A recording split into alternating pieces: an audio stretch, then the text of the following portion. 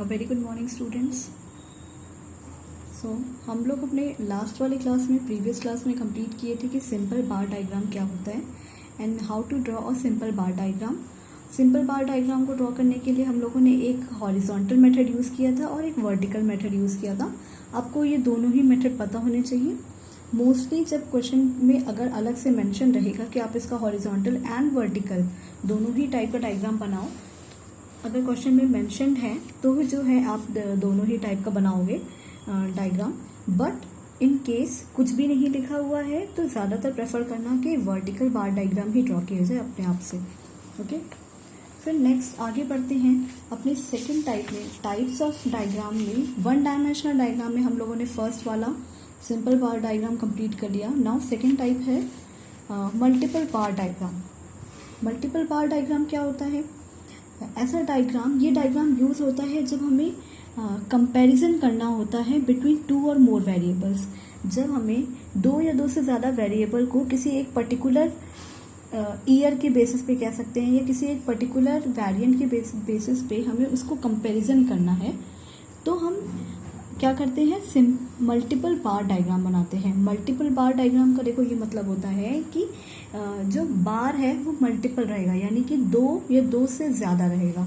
ठीक है, one bar से, सिंगल बार से ज़्यादा होना चाहिए। एक साथ हम दो या दो से ज़्यादा बार बनाते हैं सिर्फ किसी एक जो है स्केल पे।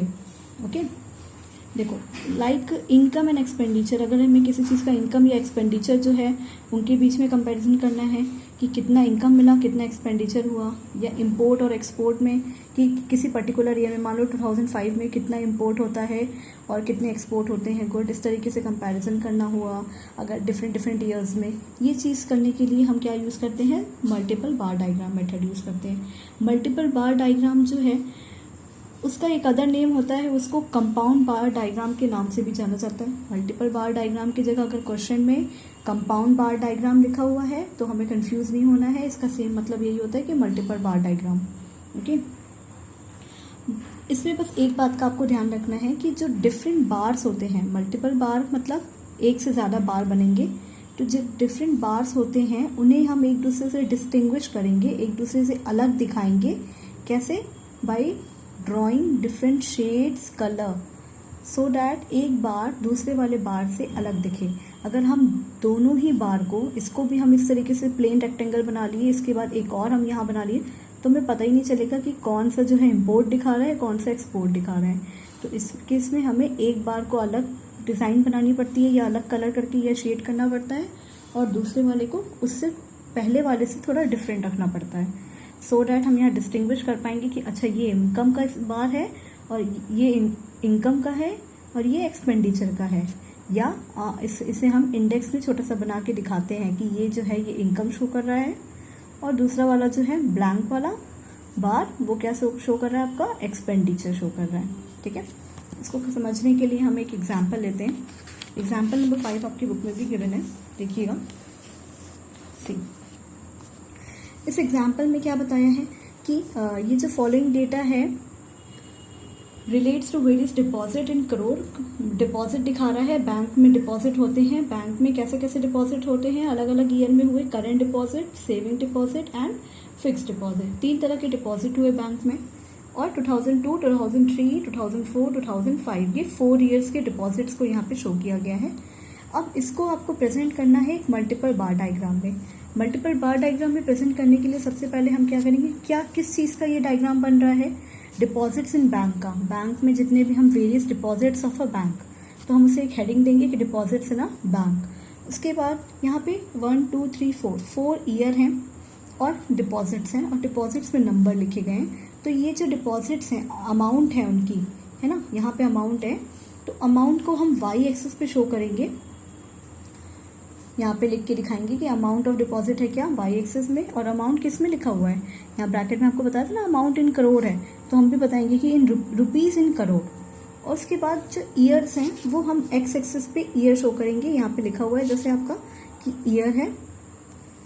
अब देखो आपको मल्टीपल बार डायग्राम बनाना है, और आप सबसे पहले इन नंबर्स में ये देख लो कि सबसे छोटा नंबर कौन सा आ रहा है, सो डैट हमें सबसे मिनिमम और मैक्सिमम नंबर कौन सा कितना स्केल लेना है। तो अगर आप नोटिस करोगे तो 18 सबसे छोटा है, एंड अगर आप देखोगे तो यहाँ पे 56, यस आई थिंक 56 जो है वो सबसे बड़ा नंबर आ रहा है। यानी कि हमें ऐसा नंबर ड्रॉ करना है जो 56 भी कवर कर ले और 18 भी कवर कर ले। अगर हम यहाँ पे बहुत बेटर रहेगा कि 60 के अराउंड आता है और 18 जो है वो 20 के अराउंड है, तो 20 से एक स्टेप नीचे लेते हैं 10। तो हम 0 to 10, 10 to 20, 20 to 30, 30 to 40 ऐसा स्केल ले ले। इसका मतलब है कि ये जो डिस्टेंस है 1 सेंटीमीटर की, आपके नोटबुक के according 1 centimetre is equals to 10 crore show करेंगे यहाँ, क्योंकि बताया था ना ये करोड़ में। तो 1 सेंटीमीटर इक्वल टू 10 करोड़, फिर 1 सेंटीमीटर 10 है, 10 कितना हो गया 20, फिर 30, 40, 50, 60, 70। इस तरीके से वाई एक्सेस हमने ड्रॉ कर लिया और यहाँ लिख के भी बता दिया प्रॉपरली। अब हमें क्या करना है, हमें जो है करेंट अकाउंट, सेविंग अकाउंट और फिक्स्ड डिपॉजिट अकाउंट तीनों के ही जो है बार ड्रॉ करने हैं। यानी कि 2002 की अगर हम बात करेंगे तो यहाँ हमने मेंशन किया 2002 ईयर। उसके बाद करेंट अकाउंट कितना है 56 करोड़। ओके 56 मतलब कि 50 और 5 के ऊपर जस्ट ऊपर 56 आएगा। यहाँ पे एक रेक्टेंगुलर बार बनाएंगे। लेट मी शो यू, मैं आपको एक रफली बना के दिखाती हूँ। सो मैं आपको यहाँ पे रफली एक बना के दिखाती हूँ। सबसे पहले यहाँ पे बोला था कि करेंट अकाउंट के अंदर, मैं दिखाती हूँ सेकेंड। आपका करेंट अकाउंट के अंदर क्वेश्चन में बताया है कि करेंट अकाउंट में 2002 ईयर में 56 है, सेविंग्स में 26 एंड फिक्स्ड डिपॉजिट में 81। ओके सो 56 पहले हम लोग ड्रॉ करते हैं। अगर एक बार बनाते हैं जो कि कितना लेंथ होगा उसका 56 का मतलब है 50 और 60 के बीच में कहीं 55 आता है, तो इसके जस्ट ऊपर थोड़ा सा ऊपर जो हो जाएगा वो कितना हो जाएगा 56 हो जाएगा। ओके तो उसके यहाँ पे थोड़ा सा ऊपर 56 हो जाएगा। 56 से हम एक यहाँ बार ड्रॉ करेंगे। एंड ध्यान रहे बिल्कुल भी आपको कि यहाँ पे जो हमने डिस्टेंस ली है, अब इतनी ही डिस्टेंस हमें हर एक ईयर ख़त्म होने के बाद भी इतनी ही सेम डिस्टेंस जो है वो लेनी रहेगी आगे भी। ओके नाउ 56 पे एक बार बनाने के लिए मैं बार की जो है लेंथ ले लेती हूँ। बार की लेंथ होगी 56 और इसकी विड्थ हो जाएगी कितनी, लेट मी टेक, ओके क्योंकि मैंने इसलिए इतना जो है बार की विड्थ ज़्यादा नहीं रखी है क्योंकि ये मल्टीपल बार है और हमारी कॉपी का लेंथ जो है यहाँ पे इतना ब्रेथ इतना ज़्यादा नहीं है, तो इतना ज़्यादा हो सकता है ईयर पूरा कवर ना हो पाए। इसलिए इसके हिसाब से हमको स्टार्टिंग में ही ध्यान रखना है कि कितना बड़ा हमें रेक्टेंगल लेना है, साइज़ लेनी है इस बार की, सो डैट हमारा हर एक बार एक इक्वल साइज़ का बनना चाहिए। ठीक है, उसके बाद हम आएंगे, नेक्स्ट था हमारा सेविंग्स अकाउंट। 2002 ईयर में ही अगर हम बात करेंगे, ये करेंट हो गया 56, सेविंग हो गया 26 एंड फिक्स्ड हो गया 18। तो अब हम 26 और 18 इसी के साथ बनाएंगे। 26 का मतलब है 20 और 30 के बीच में, मतलब यहाँ पे कहीं पे लाइन रहेगी।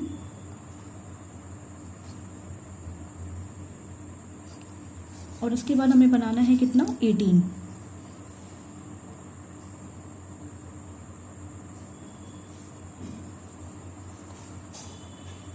नेक्स्ट हमें बनाना है 18 जो कि 20 के ऊपर कहीं रहेगा, 20 के सॉरी थोड़ा सा नीचे रहेगा। यहाँ पे बनेगा 18 की लाइन।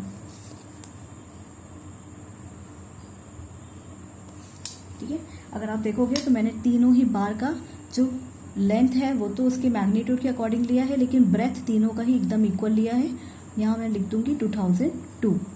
ओके अब देखो यहाँ पे मैं एक जो है बॉक्स बना रही हूँ, एक और बॉक्स बना रही हूँ एंड एक और, क्योंकि यहाँ पे हम लोग 3 वेरिएबल के ऊपर जो है बार ड्रॉ कर रहे हैं, तो मैंने 3 बॉक्स बनाए इस तरीके से।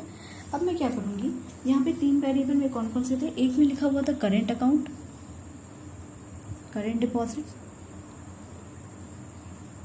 दूसरा था सेविंग्स, और ये ऑर्डर हमेशा सेम होना चाहिए आपका, जैसा आपने ड्रॉ किया है वो सेम होना चाहिए, सेविंग्स डिपॉजिट, एंड थर्ड था फिक्स्ड डिपॉजिट। ओके देखो ये कितना मैंने बनाया, मुझे याद रखने के लिए बहुत इजी रहेगा कि ये 56 यहाँ लिख देते हैं, मेंशन कर देते हैं। यहाँ पे हमने बनाया है 26 और यहाँ पे हमने बनाया है 18। इस तरीके से लिख के मेंशन करेंगे तो याद रहेगा कि अच्छा ये 56 जो है वो करंट अकाउंट का है। देखो करंट अकाउंट में मैं क्या करूँगी, करंट अकाउंट का जो बार है उसमें एक स्लैंटिंग लाइन ड्रॉ करूँगी, ठीक है। और सेविंग्स अकाउंट में जो है डॉटेड लाइन रहेगी, मेरा डॉटेड बार रहेगा। और फिक्स्ड डिपॉजिट वाले अकाउंट जो है उसमें रहेगा, उसमें कुछ भी ले सकते हैं। तो लेट्स से मैं जो है ले लेती हूँ एक हॉरिजॉन्टल लाइंस, ठीक है, इस तरीके से। अब जब इस तरीके से मैंने इंडेक्स बनाया, आपको भी इंडेक्स ज़रूर से बनाना है अगर मल्टीपल बार डायग्राम है। इस तरीके से आप इंडेक्स बनाओ। इंडेक्स बनाने के बाद आपने करंट डिपॉजिट में जो इंडेक्स में डिज़ाइन ली है वही सेम शेडिंग या वही सेम डिज़ाइन जो है आप अपने 56 था करंट डिपॉजिट में, तो हम लोग इसमें भी उस तरीके से बनाएंगे, ठीक है।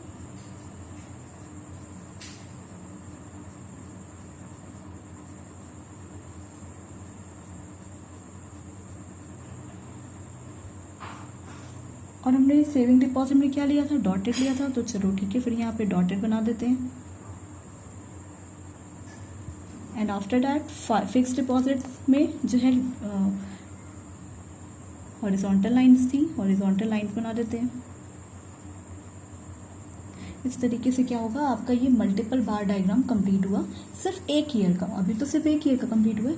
अब देखो यहाँ पे जितनी डिस्टेंस जीरो से आपने पहले बार को बनाने में ली है, सेम डिस्टेंस आपने स्केल से भी हो सकता हो, एक मार्क लगा लो कि कितनी डिस्टेंस लेती है, उसी के अकॉर्डिंग एकदम सेम डिस्टेंस आप लोगे नेक्स्ट वाले बार के लिए। नेक्स्ट वाला बार जो है हम लोग यहाँ से बनाना शुरू करेंगे, इतनी ही डिस्टेंस क्योंकि रहेगी, तब जाके ये इक्वल डिस्टेंस कहलाएगा। क्वेश्चन के अकॉर्डिंग 2003 बनाना है हमको। 2003 में 38, 42, 20, तो मैं बनाती हूँ 38, 42 एंड 20। 38 बनाने के लिए 38 मतलब 30-40 के बीच है, 40 से थोड़ा सा कम पे रहना है, तो चलो एक मार्क लगा लेते हैं पहले, यहाँ पे कहीं पे बनेगा, है ना।